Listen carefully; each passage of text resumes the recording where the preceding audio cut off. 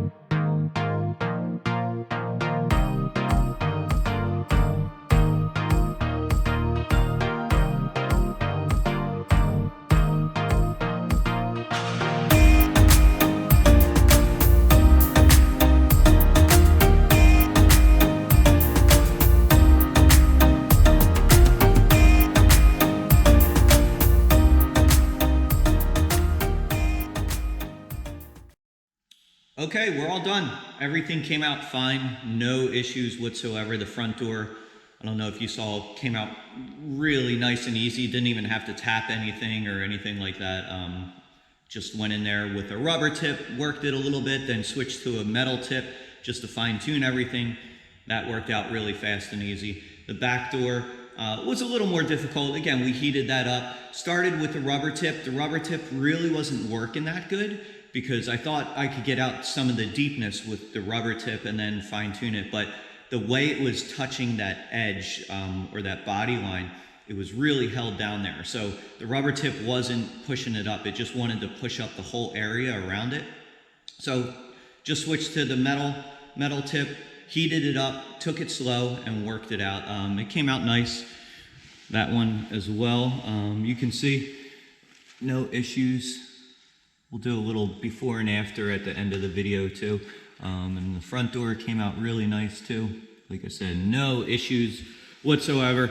So I'm sure the customer will be very happy with this. I love doing vehicles like this, the higher end stuff, but again, you have to take on all different jobs. It's work. So as you saw, some of my other videos did some older cars and stuff I'm not too happy with, but when I get to work on something like this, it makes me happy, makes you feel good when you get the dent out, the customer's happy. So but again, hopefully you liked the video. We'll move on to the next one, and we'll catch you then.